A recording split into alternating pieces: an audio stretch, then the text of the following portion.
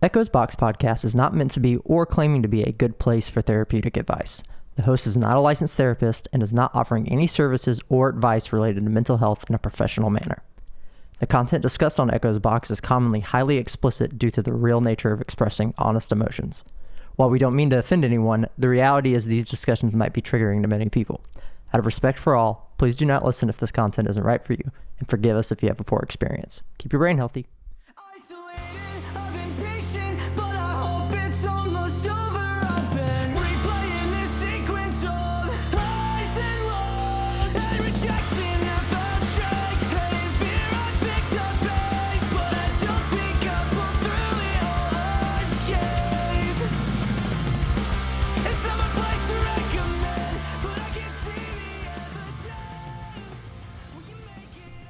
What's up, everyone? Welcome back to Echo's Box. You were just listening to the song Isolated by my band Lost in Le Mans. And with that, I got a couple quick announcements. So if you're in the Chattanooga, Tennessee area, we are playing a show on July 15th at the Dark Roast Chattanooga. And then on July 22nd, I'm playing as Jones at Summer Wasteland Fest, and Lost in Le Mans is one of the headliners at Summer Wasteland Fest as well. So that's July 22nd in Columbus, Georgia at the Cuckoo's Nest, and July 15th at the Dark Roast Chattanooga in Chattanooga, Tennessee. So yeah, come check us out if you're around. Let's lie and pretend for a second that it is not July 1st at 1 o'clock in the morning and it is July 30th, and I put this episode out on time within my monthly schedule. Just work with me on that. Today's episode is episode 24. It's pain. And it's going to be unhinged because, like I said, it's 1 o'clock in the morning. I'm tired as hell. And I just want to talk about a lot of things because I really wasn't sure what I was going to talk about. In fact, I'm going to go ahead and admit a secret magic trick. You guys know I'm a ceremonial magician. I'm going to share some magic with you. When you're drained and you don't have any ideas, steal an idea. It's brilliant. So the idea I'm stealing today, I watched a vsauce video last night, actually, and it was about pain. And it was a very good video. Go check it out. It's a recent one to the date of posting this anyway. Yeah, and they just went into like the history of pain and a lot of details around what pain is and how we came about treating pain as a society. So I want to talk about that. Before I get into that, I drank some lavender tea earlier, and it's one of those yogi teas. It's pretty good. I like those, lavender and honey. But I didn't realize they had like, you know how like Dove chocolates have like an inspirational quote in them? It has, I guess, like a yogi type quote in it. And I just pondered this for a second, both like in humor and seriously too. But I read it and I laughed. It's just like, give to others and give to yourself the same attention. And I was like, okay, cool. Thanks, my random lavender tea packet. But the wording on that's interesting to me. Instead of saying give to others the same attention that you would give to yourself, they just word it like they're talking like Yoda. Give to others and give to yourself the same attention. I don't know. I thought that was humorous, and it's late and I'm bored. But I did also reflect on that for a minute in a little bit more serious tone. What that means, what that implies. Like, say you're giving yourself too much attention and not giving other people enough attention, you become selfish and self-centered in a way. It doesn't have to necessarily be an entirely bad thing, but you are shut off from other people, and there are pros and cons to that are just a natural part of life. And if you give other people too much attention, you're not taking care of yourself. And so the implication here is that there's balance. If you're going to go full bore giving yourself attention, you have to go full bore giving other people attention to balance that out. Because at that point, if you're giving people 1,000,000% and you're not giving yourself 1,000,000%, you're going to burn out. And if you're giving yourself 1,000,000% and not giving anybody else anything, then you're not going to reap the benefits of those relationships. So if you're going to go 1,000,000%, you have to give yourself 1,000,000% and you have to give everybody else 1,000,000% too. And likewise, if you're only going to give yourself 10%, you got to give other people 10% because you're going to imbalance yourself. If you give people even just 50% and you're only giving yourself 10%, you're not taking care of yourself, and vice versa. I'm kind of saying the same thing over and over and just trying to illustrate it in different ways. But it's just the implication is that you need balance in the amount of energy that you give yourself and energy you give other people. So thanks, Yogi T. It's pretty good. But yeah, on to the actual topic of today's episode. Like I said, it's unhinged. I've got no script. I'm just pondering ideas and talking them out. I don't know how long this episode will be. It could be 20 minutes. It could be 3 hours and I don't sleep tonight. We'll see how that goes. But yeah, pain. Not only am I stealing this idea because I thought it was a good topic and I watched the video, but because I watched that video, it made me think about how I feel about pain in my own life. Because, to be honest, I'm in a fuck ton of pain right now, dude. Like, the kind of distinction between physical and mental pain no longer exists for me, because it all feels the same. And at some point, I feel like that happens when you have enough mental pressure anyway, you start to get physical symptoms. Like immense stress for me makes me forget to eat and it makes me anxious. Well, not eating causes hunger pains, headaches, and all the other physical issues that come with naturally not giving your body the sustenance it needs. And then even if I ate and I get all the physical nutrients, my head's still going to be hurting and I'm still going to be in pain because my brain is just on all the time dealing with all the stress and other issues. So it's interesting how that works. You know, for a long time in history, whenever people were experiencing physical pain caused from mental symptoms, often the answer was just friggin' suck it up, dude. Like it's just your emotions. Like you didn't break your arm, keep moving. But the reality is the way the nerves and receptors in our brains actually decide what is painful is equally influenced by your emotional state as well. Because when you're anxious or stressed or sad or angry or any extreme emotion that's unbalanced, the emotional response, the actual chemical response in your brain that controls those emotional levels is heightened. And it causes stress and reactions in other parts of your body. And it's different for different emotions, and it's different for different people for different emotions. In fact, I thought it was very interesting in the video. They also touched on, it's like some people, you know, actually get pleasure from pain. You think of like sadomasochist people or people who have like different sexual kinks where some areas hurt on some people and some don't. And some are actually extremely pleasurable. It's weird. Our bodies are all extremely different in that way. And it's no different when it comes to the emotional response that you get from different emotional extremes and how your brain handles those. Sometimes it can be overwhelmingly good.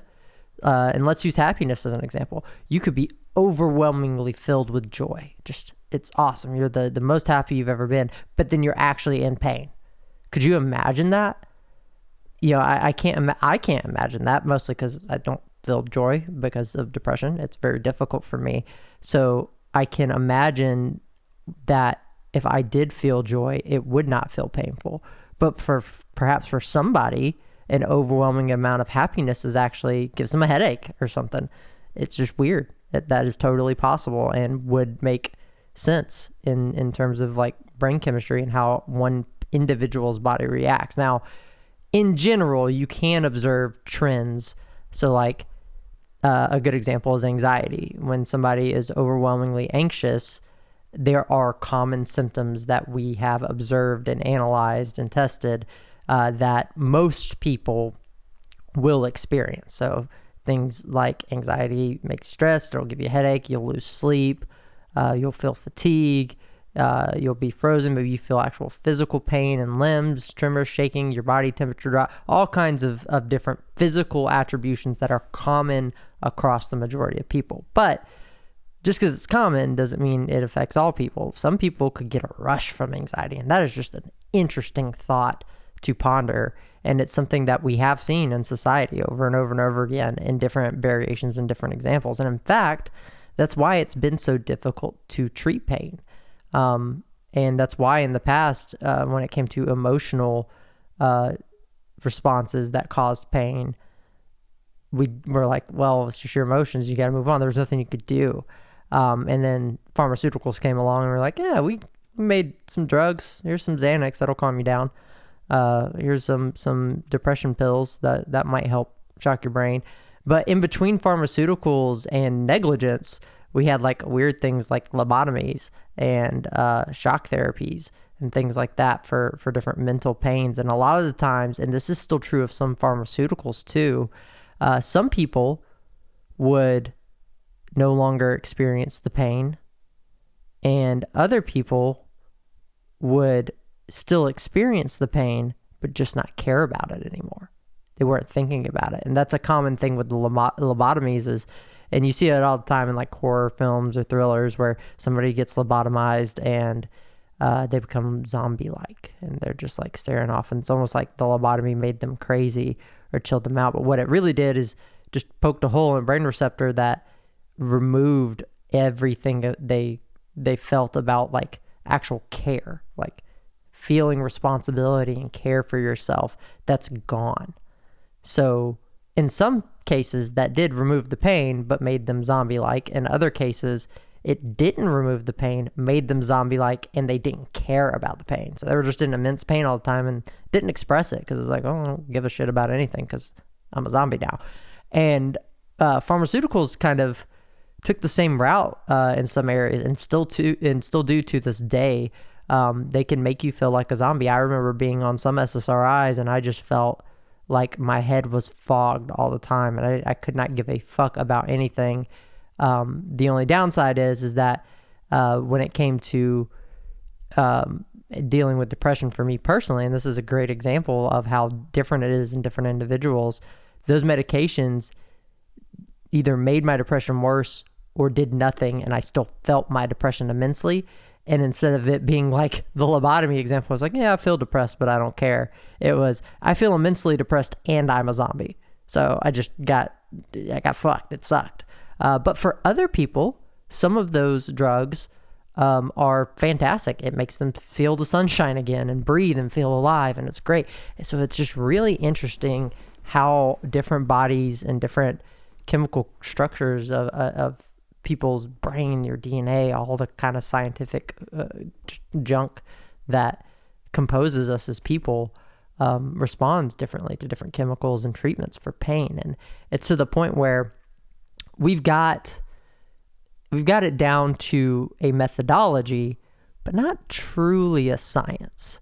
So the only science we have is what we can observe as it is, as such science goes in those ways.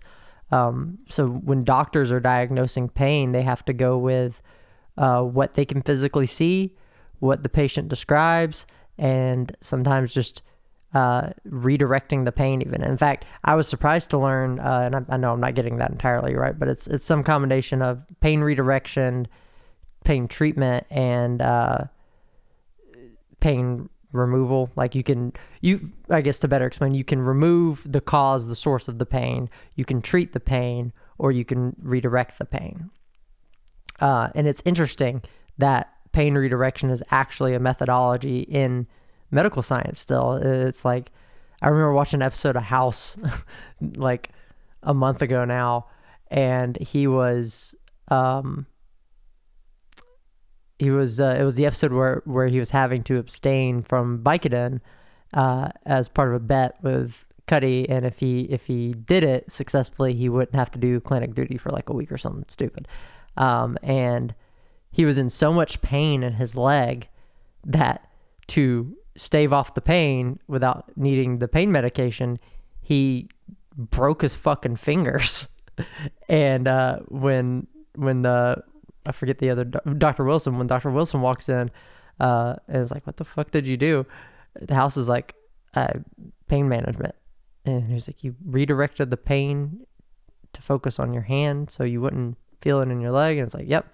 And it's just like, that's actually a practice. I thought it was just like a House meme where House was being edgy and doing anything he could because he was desperate.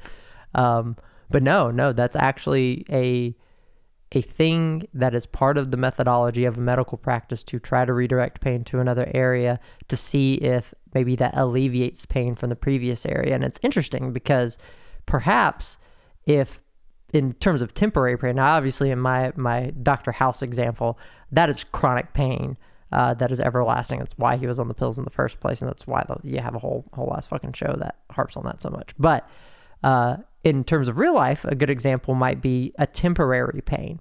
Like perhaps you have a really bad headache, but if you were to, and it just wouldn't go away, but it should go away over time. Maybe it was something that was healing or something. Maybe if you prick a pin in your leg, something mild, that will distract you from your headache long enough until it goes away.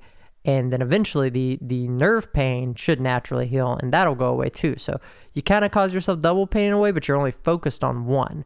And that's where things get interesting. The reason I'm focusing so much on this instead of the other treatments is because this is the mental kind of process of how we actually experience pain.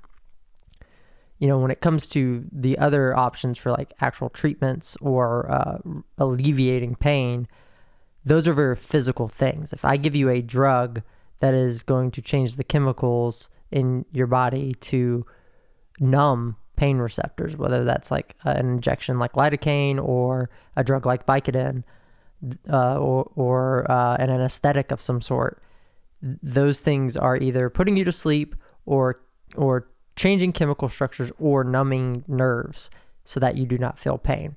And then alleviating pain would be like you have a lump on your nerves that's causing pressure and they just remove the lump and now the pain's gone.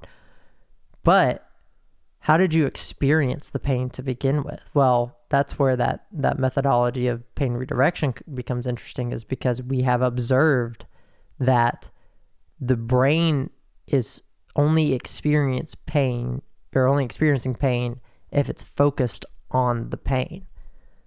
So it works that way because that's how your nerves are wired. As far as we understand them, your nerves, are sending signals to your brain to let you know things are bad. And it's been a necessary part of human evolution. It's like when you go touch fire, it's hot, and your brain's like, hey, maybe you shouldn't do that, because your fingers, like if I were to put my fingers on a stove, it's a classic example. If I put my fingers on the stove and it's hot, my fingers heat up and it's like, oh, this is damaging my nerves. It's not that pain. It's not that, oh, I put my fingers down and it hurts. There's an actual reason.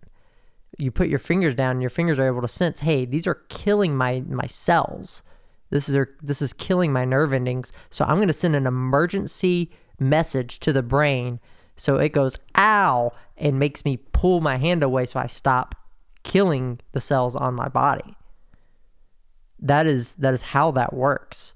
So if you didn't have the messages sent to your brain to let you know that something was bad, that something was hurting you, you would not experience pain. And this happens sometimes for people. Sometimes, but there's an interesting caveat of this. Sometimes, say your nerve endings are severed. Maybe you lose a limb, or maybe it's just like nerves on your finger, or anything like that. This is how paralyzation works. Essentially, is you can no longer feel anything. So if somebody were to shove a knife in your leg and you were paralyzed in your leg, the nerves aren't going to send those messages to your brain to let you know, oh shit, dude, you got stabbed. But there is another interesting phenomenon with pain. That's phantom pain. And this is in a similar way. Like you could lose your arm and then they could cauterize your nerve endings. And in theory, you should never feel anything in those nerve endings. Maybe up your arm you would, but if somebody poked you on the bottom where maybe it was severed and you lost your arm, you shouldn't feel pain. But phantom pain is a thing that exists where those nerve endings don't necessarily die all the way, or any other phenomenon happens, and you experience pain in your hand that you don't have. That's wild, because all of the nerves and the receptors know at the end of that stream is, I have some kind of damage or problem going on here. And when maybe you move your hand a certain way, or maybe it's like a memory or muscle response issue, it could be any number of things. But whenever that happens, it causes those nerve endings to send that emergency message to your brain. It's like, something's stabbing my hand. Wait a fucking second, I don't have a hand.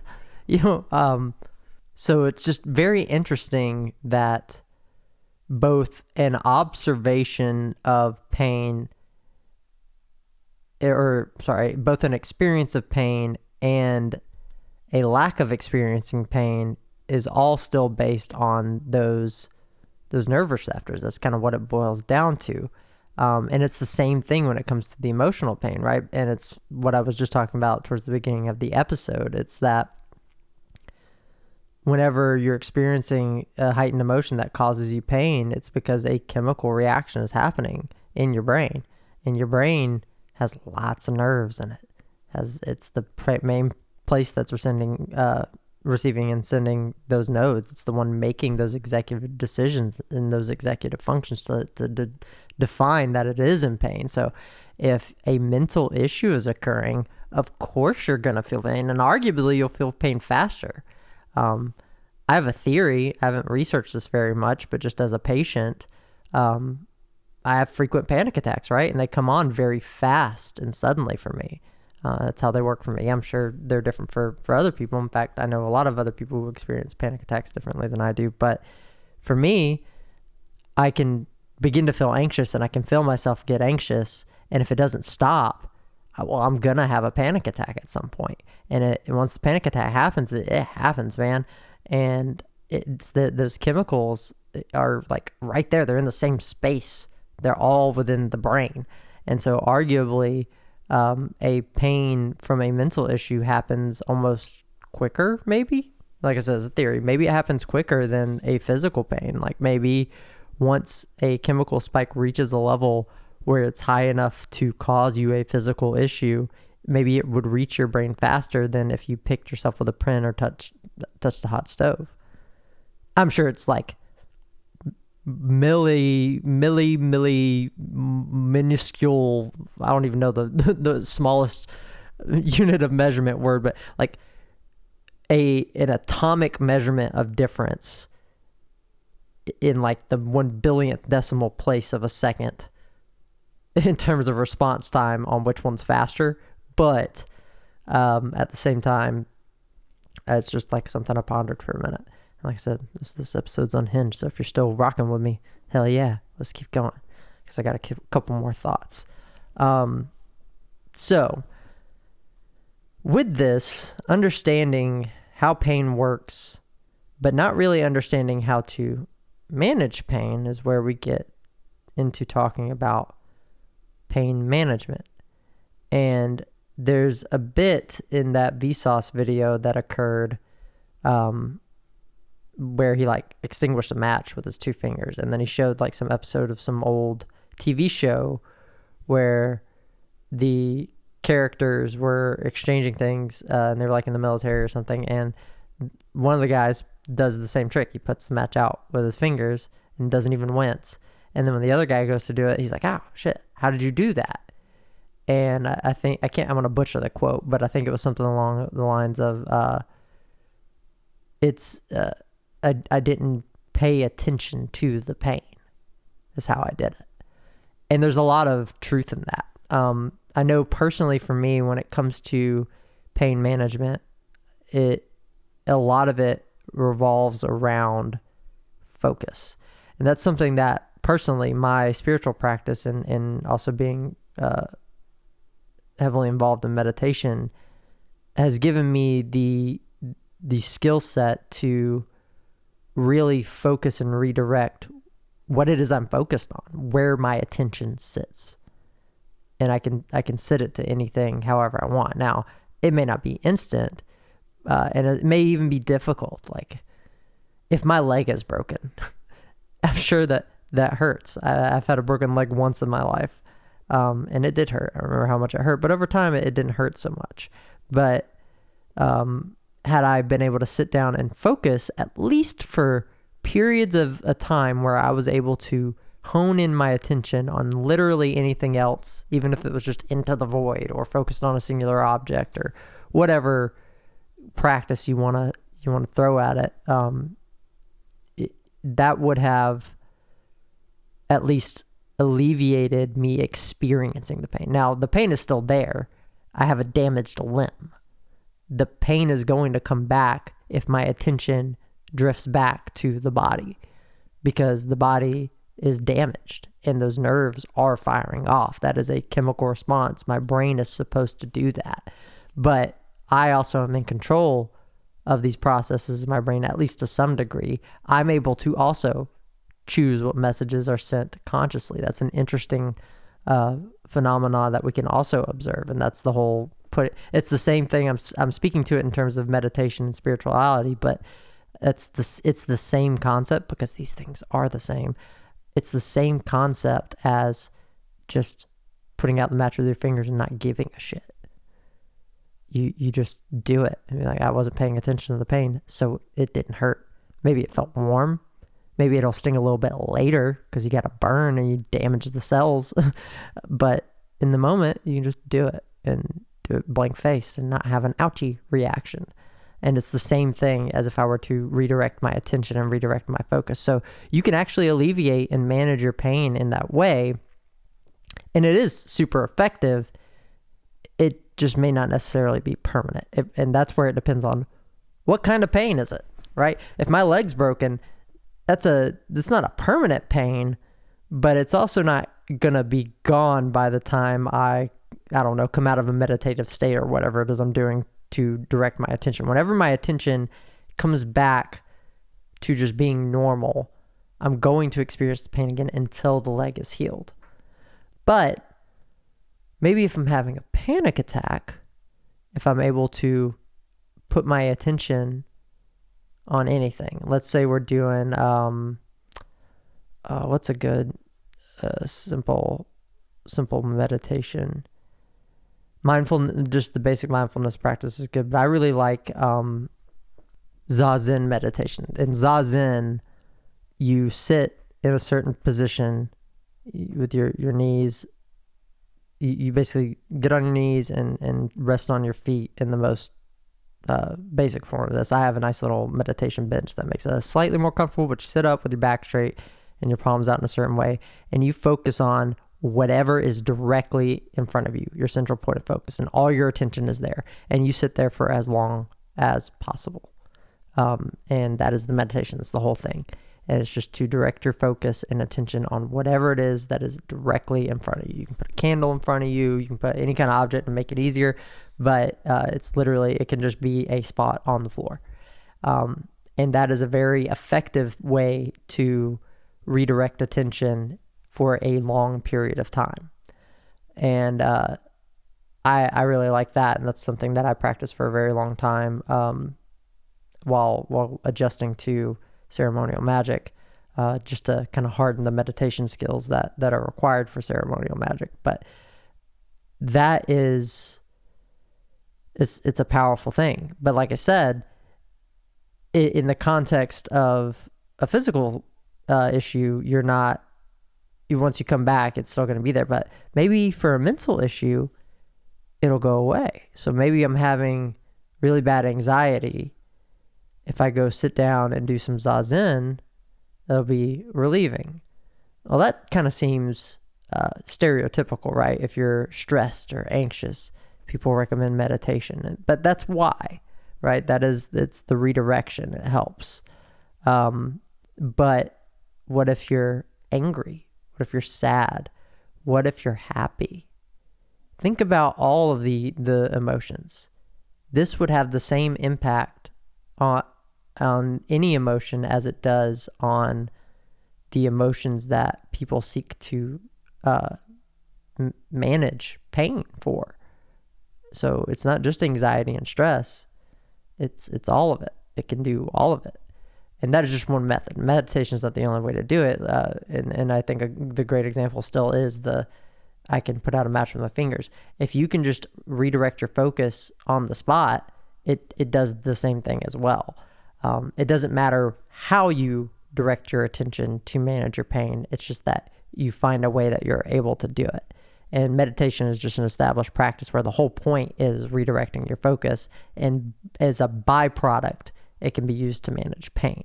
That is not the point. That's not the purpose. But it just so happens that the goal of meditation offers those benefits as well. And I find that very interesting. However, there's still a problem. If I'm having a goddamn panic attack, how you expect me to fucking meditate, dude? Like, what? No. And look, I get that I'm gonna preface this by emphasizing my practice. I've been doing this for like, I don't know, maybe 6 years now. Time is flying by. I'm losing track to the point where like I'm slowly exceeding the things that I need to learn within my own personal path and journey, which is fantastic. I still have a long ways to go. I'm not done by any means. This is a whole lifelong thing. You never finish. But in terms of skills, I'll learn new things. I'll learn new tricks, but skills that I need to fulfill my will and my practice pretty much at the peak. And it's taken years. It's no easy feat, but I want to stress that because I am still a fucking human being. And if I'm going to have a panic attack, it doesn't matter how much fucking hippy dippy bullshit that I do, I'm not gonna be able to sit down and meditate right away. I have to calm down first. And that's the same degree mentally as it would be as if I just broke my fucking leg, right? If I just broke my leg and you break my toe to redirect the pain or stab me somewhere or whatever it is to do pain redirection as the pain management technique, no, I just hurt double now. It doesn't work that way. You would have to call the thing with pain redirection is that you have to invoke a greater or at least equal stimuli. And if you're going to cause yourself more pain, that's just a bad idea. Now, when it comes to mental pain, you actually don't have to invoke a greater negative stimuli because that attention redirection, that attention focus is all you need. And you could argue the same thing for the physical pain because, like I just described, if my leg is broken and it's just kind of like throbbing, if I do a meditation, during the meditation, I'm not going to be experiencing the pain in my leg. But if I just broke my leg and I'm going to sit there and meditate, it's going to be difficult. Now, I'm not saying it won't work. It will. If you can actually do that, if you can have a broken bone and in the next 10 seconds redirect your focus and not think about the pain and not experience the pain and be experiencing something else and override those messages that are firing off rapidly from your nerves, then fantastic. That is a very difficult skill to develop. There are some, at least fables, if not maybe even recorded people in history that are at least claim to be able to do things like that. I don't know how factual they are. That's why I preface it with all that weird, vague verbiage. But that I think it's theoretically possible. It makes sense. If you can achieve that, then it should be possible. It just seems very difficult to do. But it's not practical for the average person, I don't think. And at the same time, if you're having a panic attack or something mentally severe of the sort, it's the same deal. Like if you can immediately be like, I'm freaking out, and then direct your focus and not be freaking out anymore, that's fantastic. I know for me personally, it doesn't work that way. You can try to tell me to calm down from a panic attack all day. I either need to fucking take my Xanax or I need to breathe for a second. And the interesting thing, though, I say that a lot, I'm realizing that now. This is really unhinged. I'm losing my train of thought now. Okay, so back to my point is that we may not be able to redirect pain immediately, but you can kind of do it in stages. So let's say I am having a panic attack. I don't have medicine to help, and things are very stressful. Well, maybe I can't just start redirecting my focus right away, no matter what technique I'm using, but I can do things to slowly calm down so that I may begin to redirect. And one of those things that's common, it's taught, and it's still taught to this day in the military as like a stress management technique and a stabilization technique, is the fourfold breath. So where it's, and some people change it up a little where they'll do like a 3-fold or a 6-fold. I've heard the military call it different things, but it's fundamentally the same goal and the same purpose. And ceremonial magic and other spiritual traditions, it is always the 4-fold breath, as far as I know. Pretty sure. Don't hold me to that, but I'm 99% sure it's always the 4-fold breath. But I know it isn't ceremonial magic. But my point is that this technique is just a focused breathing to regulate your body, and as a byproduct, as you regulate your airflow contributes to blood flow, which contributes to your heart rate, which contributes to calming yourself down. When you're having a stress or panic attack, your heart rate is elevated, your blood's flowing a little bit faster, your brain's firing off, and if you can just regulate your breathing, you can actually slow those things down a little bit. And the longer you do it, the more rhythmic you go. You basically reset your body's rhythm by breathing in at a steady rate. And it's not just breathing in and out. It has to be specifically, you breathe in for a certain count, you hold for a certain count, you exhale for a certain count, and you hold for a certain count. You do that over and over again, and that begins to regulate you. So while you may not be able to immediately redirect your focus, if you can at least do something like that, that's not the only technique that exists, but it's the only one I'm proficient in and can speak to. Once you begin to do that, then maybe you can calm yourself down enough to do a full pain mitigation, a redirection technique of some sort. So yeah, all of that's just very, very interesting to me, because I do a lot of these things in my daily life to manage my pain, because I am in a lot of pain. I'm in constant fatigue from the insomnia. I'm in constant mental pain and pressure from the anxiety and the depression. And it sucks, but I do manage it. I get through my day to day. And sometimes I do need, actual medicine, and that is part of the pain management. But, I have my spiritual practice too. I have the skills from the practice that I use day to day when I'm not doing hippy dippy bullshit. I can still use those skills practically going through my life and redirect my focus. And it's interesting that I've never thought about that as pain management, because that is, other than, psychiatric help and therapy and pills and all that kind of stuff, other than medicine, like practical medicine, the rest of the stuff was never meant to manage my pain. That's not why I did it. But because of the nature of what it does, it helps manage the pain anyway. So I've been managing my pain as a byproduct of doing specific practices and developing specific skills for years now. And I can attribute that to why I am successful day to day in my growth. I didn't grow nearly as much as I did in all my years prior to learning these new skills as I did now. And that's because it helped me manage the pain I was in. And in the past, I would just go until I crashed. I would be in pain all the time, but wouldn't even know.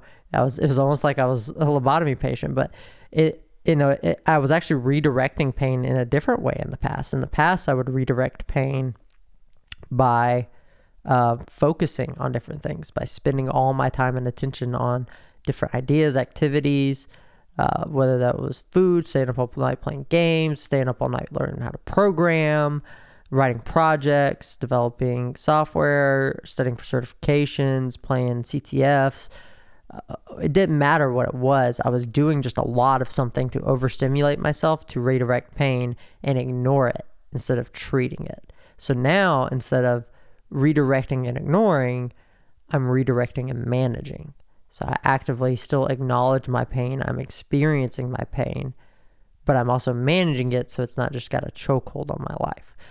And that's kind of the last point I think I want to make in all this before we wrap up, is that it's a question of, is pain necessary? In many cultures, I think specifically the Buddha says something along the lines of that life and is necessary to have pain or something like that. I'm butchering that quote. I'm gonna look that up real quick. We on the fly out here doing our podcast today. So Buddha pain quote. I want to get this right. I don't want to disrespect the Buddha. Very wise Buddha. There's the pain is inevitable, suffering is optional. That's a good one, but that's not what I'm looking for.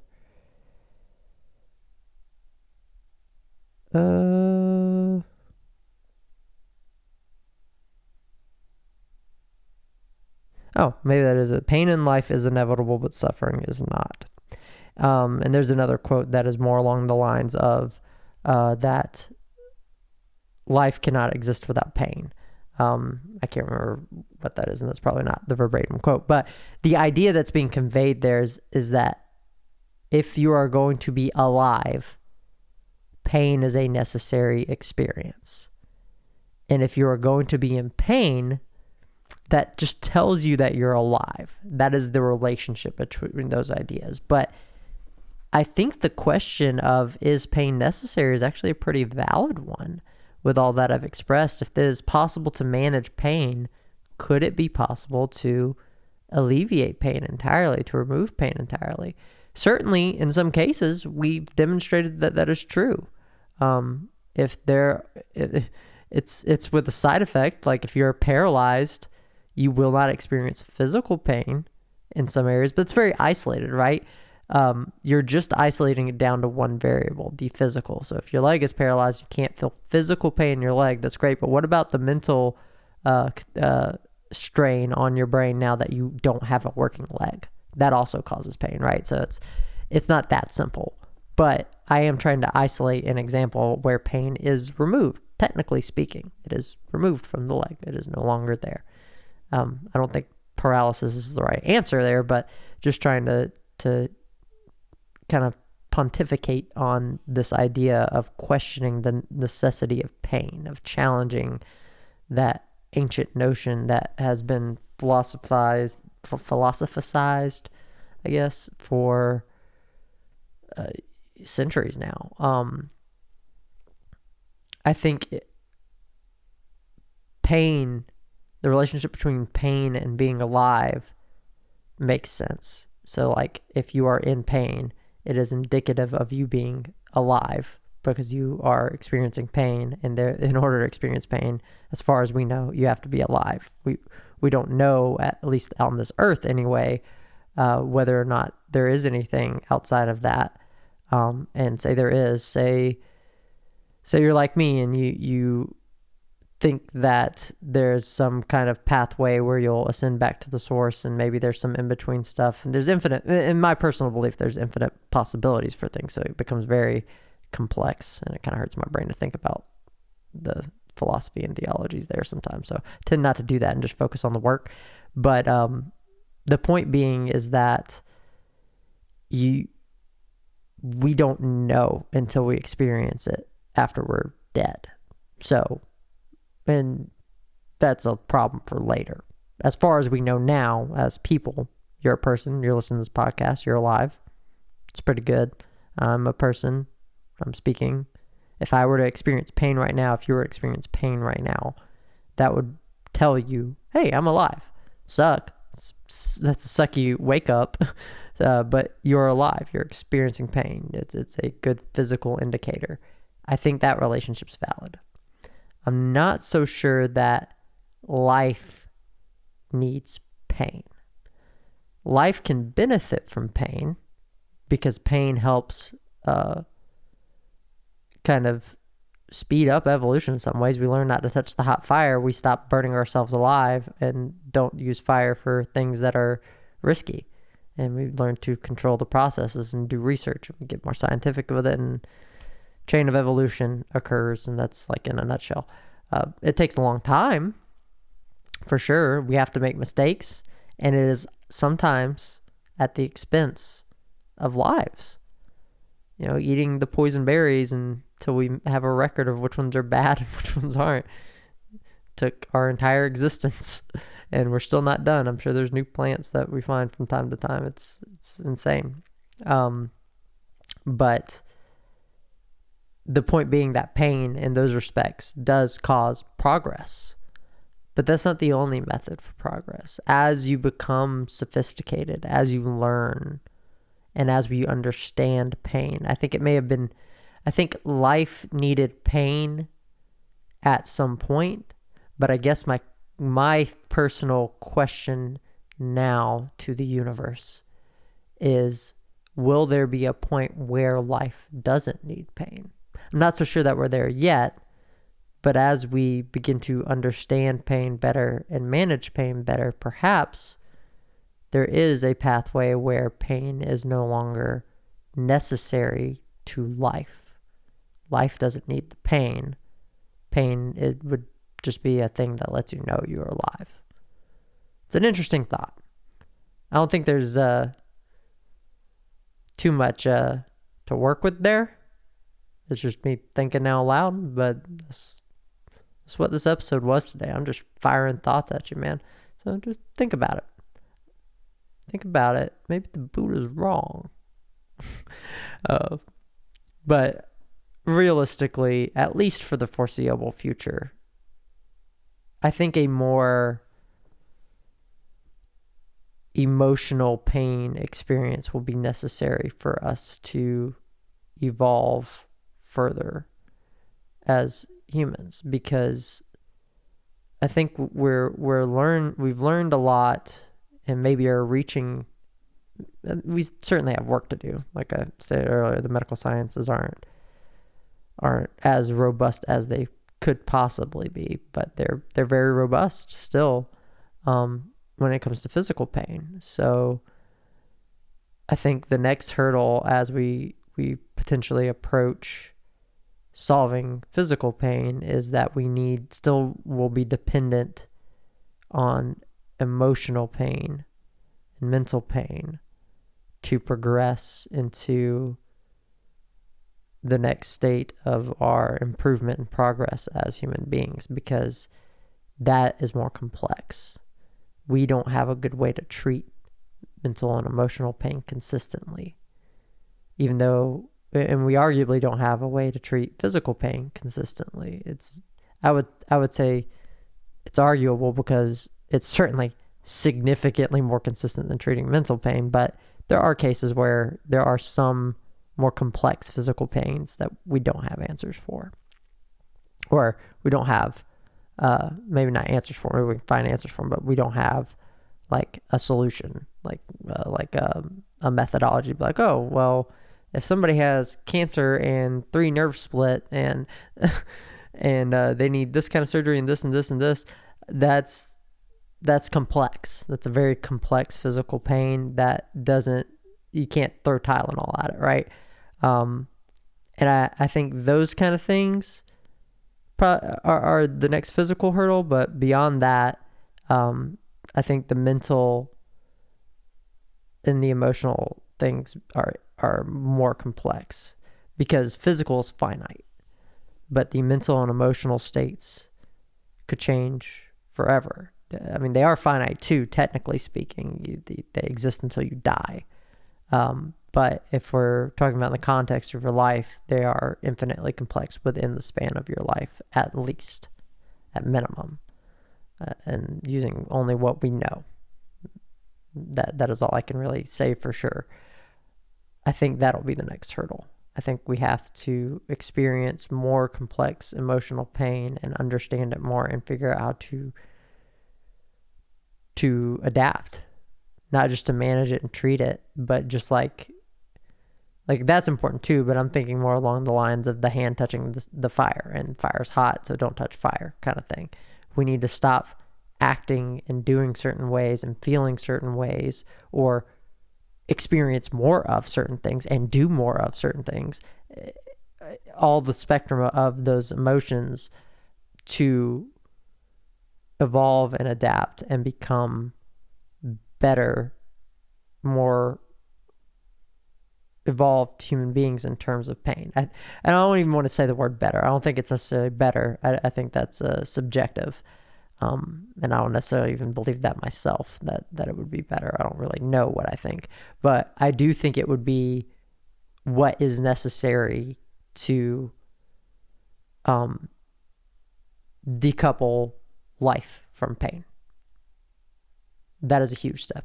I think that will take many thousands of years to both complete the physical side of things and even inch closer to resolving the emotional complexities. Both of those would need to be fully experienced and learned from before we can decouple pain from life. I think that's what I think. Maybe I'll think something different tomorrow. Maybe I'll forget everything I just said and not care about this anymore and never talk about it again. But hey, if you're listening, it's here for you. And that's all I got. So thanks for checking out the podcast. Remember, I did post this episode on time. Future Casey here. I know I said you're in July, not June. You actually are in July. But in our pretend fairy tale here, I'm saying I posted in June. This is how tired I was. So yeah, for the sake of this episode, I posted on time in June. Continue. We're in July. Even though the date says we're in June, we're in July. While you're listening to this episode, this whole time you've been in July. All right, everyone. Thanks for listening. Go fucking see my band and me play shows. This is my first show playing my dark all pop stuff, weird pop shit that I do. It's my first show playing live, so come see me. And if you like the pop punk stuff, come do that. I'm gonna be having a blast. Don't miss out. See y'all there.